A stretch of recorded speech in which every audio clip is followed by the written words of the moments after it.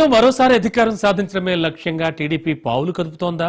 అందుకు వైసీపీ అనుసరించిన విధానాన్నే అనుసరిస్తోందా? గడప గడపకు వెళ్లడం ద్వారా పవర్ నిలుపుకోవచ్చని నారా లోకేష్ భావిస్తున్నారా?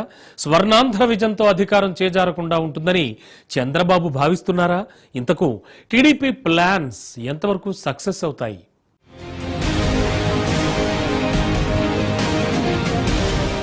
జగన్ ముఖ్యమంత్రిగా ఉన్నప్పుడు గడప గడపకు వైసీపీ పేరుతో కార్యక్రమాన్ని నిర్వహించారు. ఆ కార్యక్రమంతో ప్రజలతో కనెక్ట్ కావాలని భావించారు.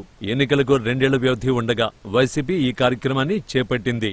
వైసీపీ ప్రభుత్వ విజయాలను జనంలోకి తీసుకువెళ్లి ప్రచారం చేయడం, ఇచ్చిన హామీలను నెరవేర్చిన తీరుని విడమర్చి చెప్పాలన్న లక్ష్యంతో గడప గడపకు వైసీపీ కార్యక్రమాన్ని రూపొందించారు. ఈ కార్యక్రమం ఉద్దేశ్యం మంచిదే అయినా వైసీపీ నేతలు ప్రజాప్రతినిధులు మొక్కుబడిగా తీసుకోవడం వల్ల ఫెయిల్ అయిందనే టాక్ ఉంది.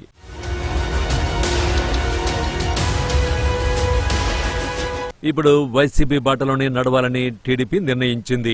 ఇదే పేరుతో ఓ కార్యక్రమాన్ని చేపడుతున్నారు. గడప గడపకు టీడీపీ నాయకులు, ప్రజాప్రతినిధులు వెళ్లి ఏడాది కూటమి పాలన విజయాలను వివరించాలని పార్టీ శ్రేణుల్ని మంత్రి నారా లోకేష్ కోరారు. ప్రభుత్వం అమలు చేస్తున్న సంక్షేమం, అభివృద్ధి వంటివి ప్రజలకు వివరించాలని ఆయన సూచించారు. మహానాడులో 6 శాసనాలను టీడీపీ ప్రకటించిందని, వాటిని కూడా ప్రజల్లోకి తీసుకుని వెళ్లాలని పార్వతీపురం పర్యటనలో పార్టీ శ్రేణులకు మంత్రి నారా లోకేష్ దిశానిర్దేశం చేశారు.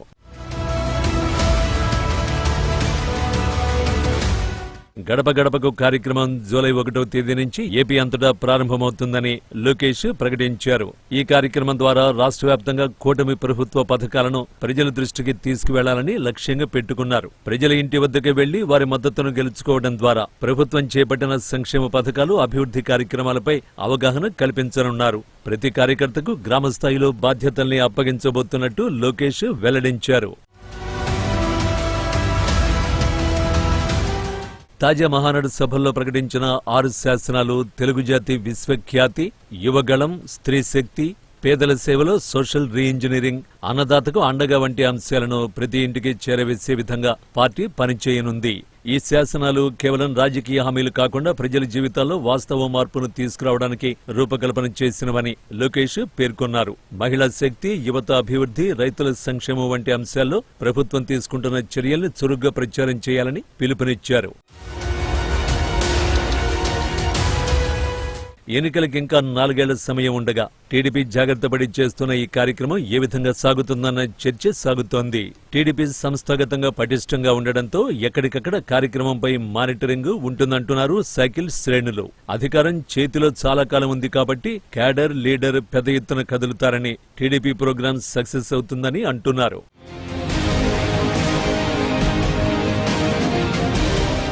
మరోవైపు ఏపీలో కూటమి ప్రభుత్వం అధికారంలోకి రాగానే సీఎం చంద్రబాబు దీర్ఘకాలిక లక్ష్యాలతో స్వర్ణాంధ్ర 2047 విజన్ డాక్యుమెంట్ను విడుదల చేశారు. అంతేకాదు దీన్ని అమల్లో కూడా పెట్టేశారు. స్వర్ణాంధ్ర 2047 విజన్ అమలుకు మరింత ఊతమిచ్చేలా రాష్ట్రంలోని 175 నియోజకవర్గాల్లోనూ ఏర్పాటు చేసిన ఆఫీసులను చంద్రబాబు ప్రారంభించారు.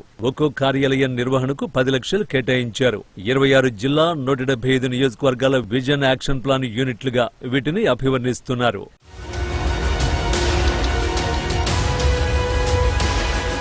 జిల్లా, నియోజకవర్గాల విజన్ యాక్షన్ ప్లాన్ యూనిట్ కార్యాలయాల ఏర్పాటుతో స్వర్ణాంధ్ర 2047 విజన్ సాకారానికి శ్రీకారం చుట్టామని సీఎం చంద్రబాబు ప్రకటించారు.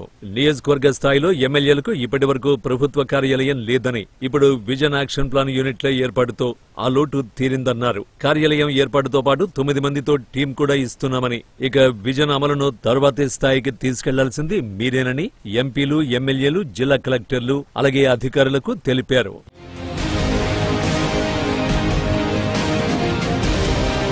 ఎమ్మెల్యేలకు ఇది ఓ మంచి అవకాశమని, దీనిని సద్వినియోగం చేసుకోవాలని, ప్రజల్ని భాగస్వాములను చేయాల్సిందిగా సీఎం చంద్రబాబు సూచించారు. జిల్లా, నియోజకవర్గంలో విజన్ యాక్షన్ ప్లాన్ యూనిట్ కార్యాలయాలు పూర్తి స్థాయిలో పనిచేస్తాయన్నారు. నియోజకవర్గ యాక్షన్ ప్లాన్ యూనిట్ కు ఎమ్మెల్యే అధ్యక్షుడిగా ఉంటారు.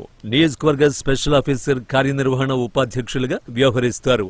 యూనిట్ కార్యాలయాల్లో స్థానిక సంస్థల ఎమ్మెల్సీ, మున్సిపాలిటీ చైర్మన్, ఆర్డీఓ, తహసీల్దార్లు, ఎంపీడీఓలు, మున్సిపల్ కమిషనర్లు సభ్యులుగా ఉంటారు. నియోజకవర్గ కేంద్రానికి చెందిన ఎంపీడీఓ కన్వీనర్ గా వ్యవహరిస్తారు.